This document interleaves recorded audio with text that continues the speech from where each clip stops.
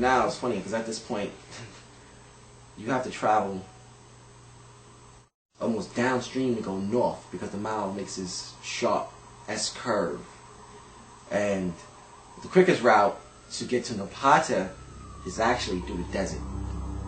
And you cut across the desert at the same time, and doing such, it's you know, I often tell people this when I speak about Nubia. It was a very surreal feeling, and to really actually go across the desert it was like literally almost going through a time machine.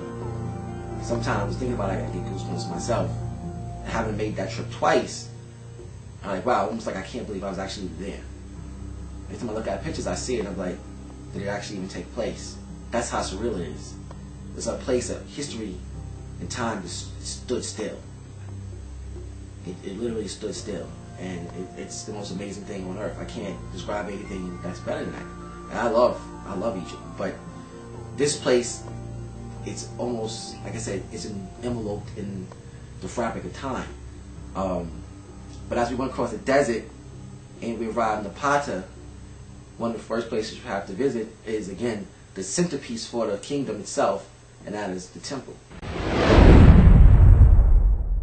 The part of one of the most important archaeological sites in Sudan, the site is called Jabal al-Barka site. Jabal al-Barka site is a part of the Kushite civilization.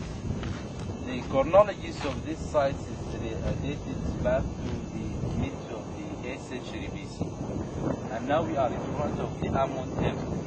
This Amun temple was not built here by the Sudanese, by the Nubians, in fact, and in order to worship the Amun. You see that in these places the sun and at the same time the Nile. Yeah, the Nile is nearby here.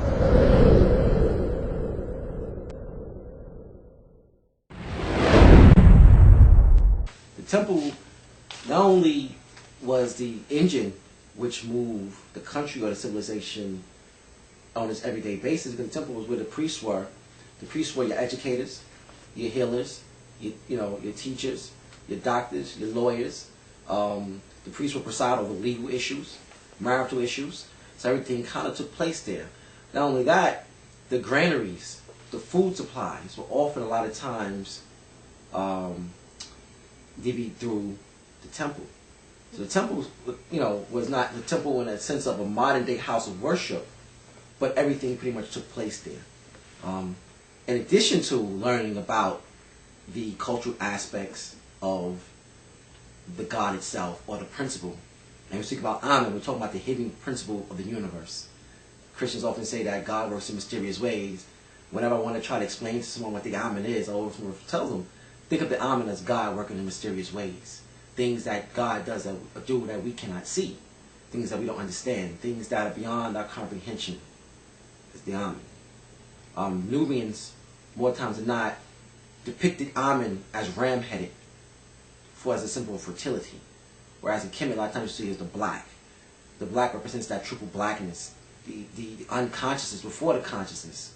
So the Bible speaks about, in the beginning, God willed itself into existence. Out of the darkness came light.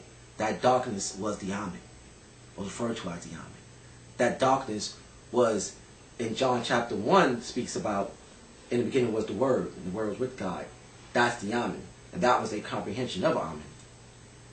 So the temple of Amen at Jabal became the centerpiece for the great civilization in Napata, or the great kingdom state of Napata. When you speak about Napata, you talk about, again, Jabal, but also you move now into the great necropolises, the oldest being that of Kurru. It seems like there was a relationship between the people, or the civilization to the north of Kurru, which is Kerma, and the burials of Kurru. Like the last person who died at Kerma was succeeded by the first ruler of Kurru. Before the time of Piankhy, we're kind of struggling with who actually ruled and how long they ruled, because again, history wasn't written down. We know Piankhy preceded Kashta, and Kashta was after a king by the name of Alara. Before that, we have tombs which we just kind of marked as KU Tomb Lake 1, and so forth and so on, until we get to the point of Piankhy, where it starts to record the history once again, because now they're using actually the meta-nature. Now they're using Egyptian hieroglyphics to write their history down. This is Nubia's referring to.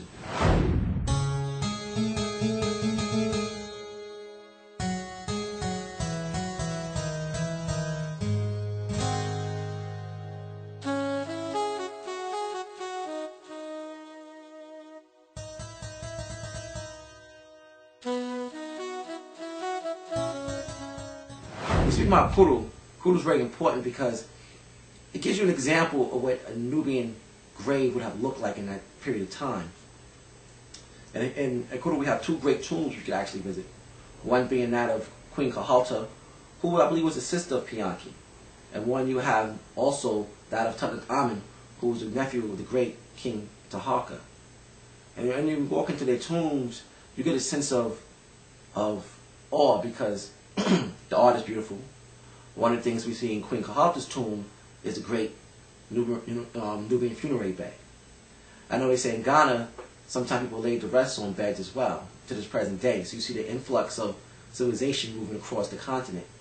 You also see the opening of the mouth ceremony, which we know was very prominent in Kemet, which is a part of the evolution to the next life, giving sight and sound and ears, being able to speak.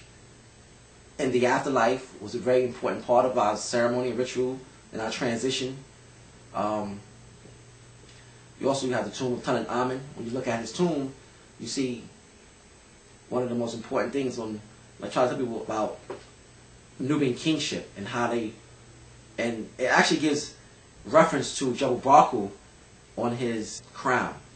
The Nubians wore a crown shaped like the mountain, with the uraei or the flaming cobra coming up from the brow of the crown. That was a symbol of Jebel Barku being the seat of the power of the kings of Nubia.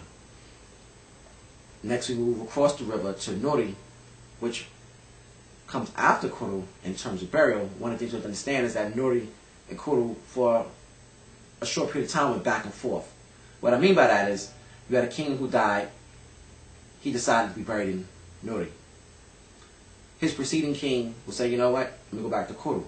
And it went back and forth about 4 generations, up until around the 5th century BC, where most of the kings and queens decided to lay rest at Nuri. There are more pyramids in the pyramid field in Nuri than it is at the pyramid fields of Giza, Abu Sair, Saqqara, and Dashur combined. There's over 74 pyramids constructed at Nuri, 54 for queens and 20 for kings.